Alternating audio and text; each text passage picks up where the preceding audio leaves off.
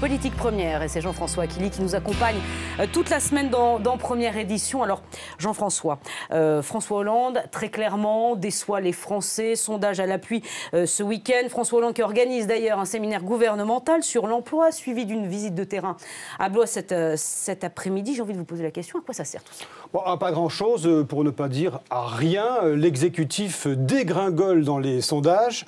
Il y a le feu à la Maison-Élysée et le chef de l'État réunit donc, vous savez, ses principaux ministres à 11h30 pour parler emploi. C'est le sujet qui fâche. Michel Sapin, en charge du travail, m'a expliqué hier soir que cette réunion était nécessaire, ne serait-ce que pour apporter au président quelques éléments de réflexion.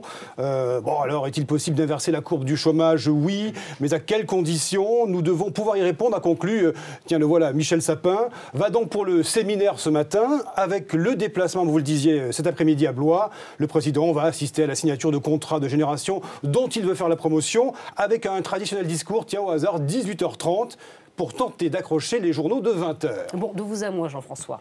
Franchement, est-ce que ce type de communication est efficace? Une citation, c'est inutile, inefficace. Je ne sais pas qui à l'Élysée pousse le président à faire du Don Quichotte. C'est une critique d'un haut responsable socialiste hier, qui estime que cette opération a été concoctée par des conseillers sans imagination. Les Français s'en moquent, dit-il.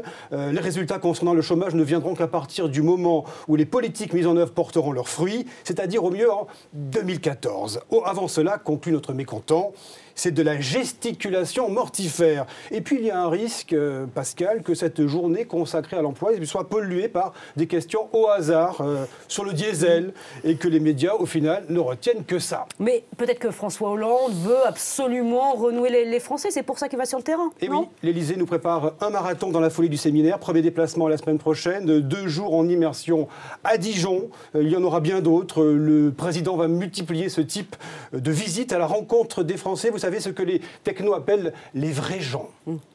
Je crois que ça ne vous rappelle rien, vous, nous. D'autres l'ont fait avant lui, non? Allez, devinette. Nicolas Sarkozy, appliqué, le voilà, les mêmes recettes, un problème, une réunion de crise, un séminaire, puis un déplacement, un discours, et c'est plié.